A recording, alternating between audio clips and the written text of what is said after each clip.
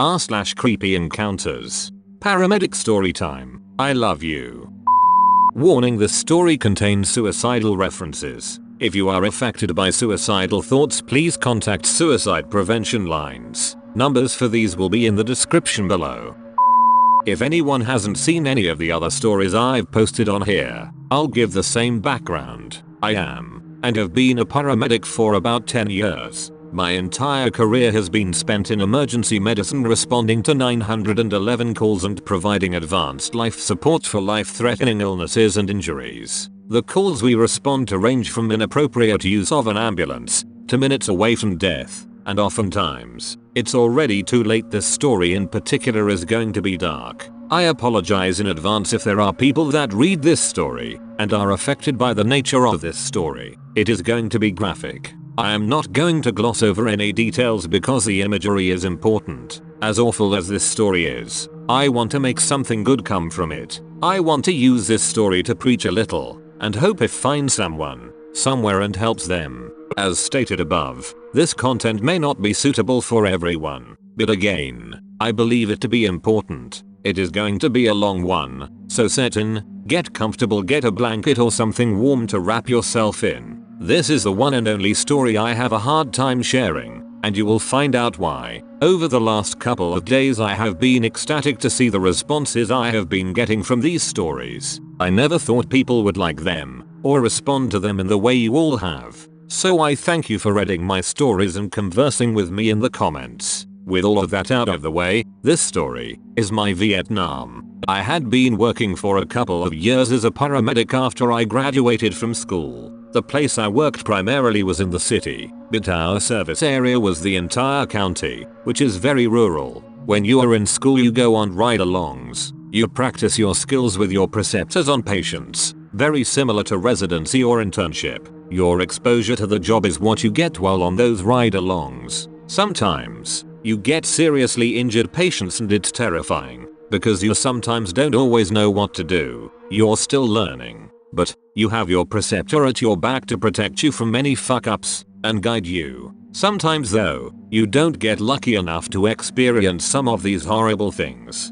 To some, that may seem like a good thing, but it is important to experience these as it prepares you for a time when you're all alone. There are a couple terms we use, called white cloud and black cloud. White cloud refers to a person, either student or professional, who never gets the exciting serious calls. The calls always seem to come when you are just getting off shift, or you left the area of where the call came in, and now another ambulance takes it, and this white cloud can follow this person for any length of time. Black cloud is the opposite. When I was in school, I was a white cloud. I got a few cardiac arrests, bad accidents, things like that, but nothing that ever really stood out as unique. So, a couple years into my career, this white cloud is still kind of hanging over me. That's not to say I hadn't had bad calls before that. I have, but it's not the same. The day this story takes place is Christmas Eve. I worked from 7 AM Christmas Eve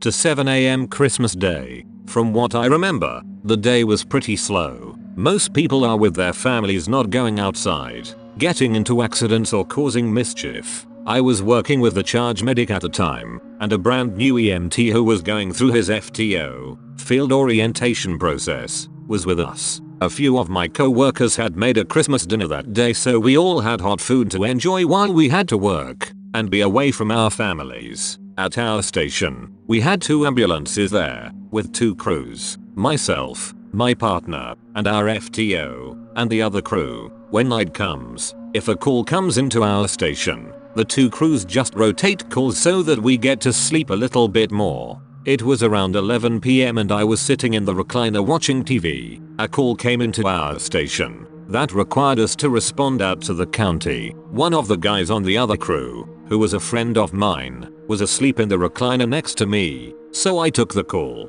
The call was initially for a woman who had fallen and hit her head, but was conscious and breathing. Due to the nature of the injury, we responded emergent. It was probably about a 15-minute drive to get to the person's house. As we are getting close, dispatch informs us, now the PT is not conscious but breathing. As we approach the residence, Driving down the street where this little development is, there is flashing lights everywhere. Sheriff's deputies, police, fire department were all there, with some even blocking the entrance to the street. For just a simple head injury, we thought that was pretty weird, and it set a weird vibe for the call. One of the deputies saw us coming, and moved his car allowing us through. Once we got through, this part of the street ended in a cul-de-sac with houses all around it. People were standing on their front porches around looking at what was going on. We arrived at the address. There is a vehicle parked in the driveway, still running with officers all around. The driver's side door was open, and there was an officer standing there and looking like he was talking to someone sitting in the driver's seat.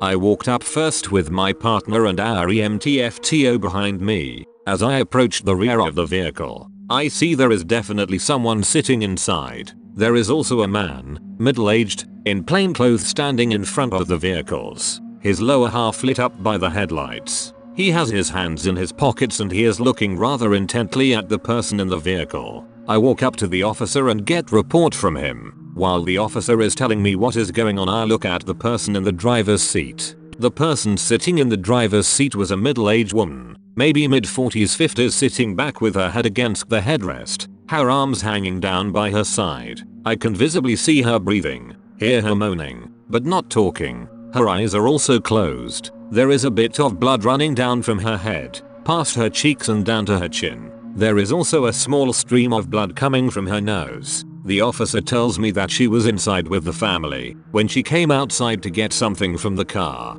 The officer says that the woman's husband, and gestures to the man standing in front of the car, came out to check on her because she was out here for a while. When the husband saw his wife bleeding, he figured she must have fallen or hit her head on something, so he called 911. The officer tells me the woman has not been responding to him. I attempt to speak to the woman. She does not answer me, but continues to moan. I perform a sternum rub to cause painful stimuli and hope to get some sort of reaction. No reaction. I ask the husband if she has been drinking tonight, or if she abuses any drugs that he knows of. He says that she has had a few glasses of wine, but no drug use. At this point I'm thinking she has a head injury and potentially a brain bleed because she is not responding appropriately. I stand where the officer was standing in the driver's side door as I am performing my assessment. I can't see where the blood is coming from, so I figure she has a laceration or something in her hair that isn't visible. It's at this time that the officer comes up to me. He says, "We also found this in the driver's side door compartment." He produces a revolver. I look at the officer and look at the revolver. He looks at me and holds it out. I grab the revolver and flip out the cylinder, and at the same time thinking to myself, oh f***. In the cylinder is one brass casing with the primer indented, meaning a round has been fired. With this new information, and based on the bleeding, I assumed the PT had put the gun to her temple or something. The fact that she is still breathing and making noises leads me to assume that she missed, or the bullet miraculously bounced off if she held it at a weird angle. Due to the potential for significant head trauma, I decide that we need to place a cervical collar on the woman, in case of spinal injury as well. I ask one of the firefighters to grab a collar out of our ambulance. I open the back door of the vehicle and get in behind the woman so I can hold her head stable while the fireman places the collar on. It's only when I do this that I see what really is going on. As I slide in behind the PT, I can see the back of her head, something I will never be able to unsee. Looking at the back of her head, I see a grapefruit-sized hole. With my flashlight I look at the hole and it is almost empty, except for a large piece of skull that is floating on top of a blood and brain soup. I look up, and on the headliner of the vehicle is a 2-foot in diameter halo of blood and brain painted above her, with tiny pieces of skull stuck into the fabric. I look back at the hole. It is a chilly night, so I can see heat vapors coming out of the hole, similar to how you would be able to see your breath on a cold day. I look out the vehicle at my partner and I say, "We need to go now." Either the look on my face or his sense caused him to peek inside the vehicle and see what I was seeing. His eyes grew wide, and all he said was, "Holy shit." Our EMTFTO quickly went to the ambulance and grabbed the stretcher and backboard. Up until this point we were taking our time carefully getting her out of the vehicle, but now carefully and slowly turned into, just get her out of the vehicle. Our EMT also grabbed me a few large trauma dressings and gauze wrap. I placed the trauma dressing over the hole and wrapped the ever-living it out of it around her head so that when we moved her onto the stretcher, nothing would spill out. With the help of the fire department and police, we moved the woman onto the backboard and put her on the stretcher. The whole time, the husband has been standing at the front of the vehicle watching, not understanding what has happened. As we get the woman on the stretcher, he comes over and I can see he now has tears on his face. He bends down, kisses her on the cheek and says, "I love you." We quickly get the woman in the ambulance. Due to the woman's injury, her cerebrum, largest part of the brain, is almost completely gone, meaning she has no motor function, no muscle tone and no cognitive abilities. Her brain stem, however, is still intact. The bullet missed it. The brain stem controls the body's autonomic functions, like respiratory rate, heart rate, and blood pressure. Due to this, when we moved the woman to the stretcher, her tongue fell against the back of her oral airway, causing a blockage. I knew immediately this was going to happen, so I had my partner set up the intubation supplies for me. In the ambulance, I placed the laryngoscope, bladed device used in intubation,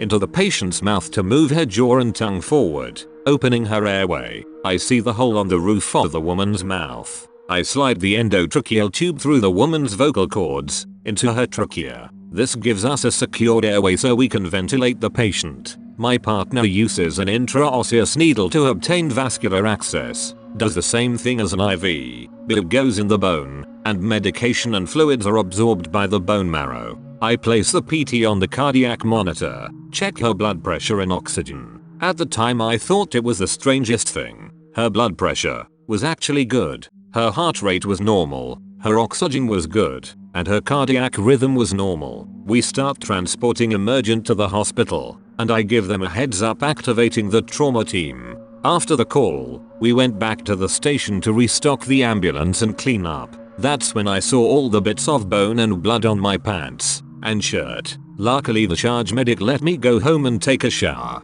and put on a new pair of clothes. After I changed, I went back to work, and the rest of the shift was uneventful. I learned that the next morning around 9 AM, the family had decided to remove life support, and the woman passed away. For many years after that call, I didn't notice a change. I kept doing what I do best, and never really thought I had been affected by it, until I realized I was. A couple of years ago, I had a bad relationship that made me start thinking about myself, and how I am. It was something that was always there, but I never really thought anything about it. I just thought it was my personality and who I developed into as an adult. I realized how angry I always was. I was not a mean person, but very simple stupid things would set me off, and I had a bad temper. I was very cynical of the world, still am, and what I thought was a stomach problem, I started thinking maybe it's anxiety. I decided that I want to figure out what caused me to be this way.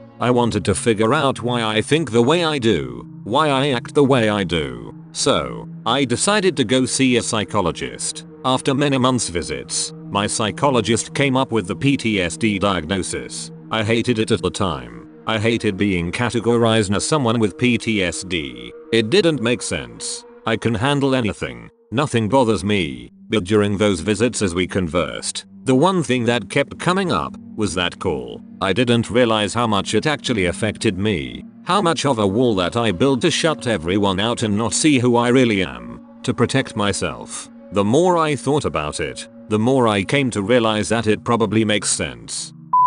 Thanks for watching. If you enjoyed the video, hit like and subscribe for more Reddit content.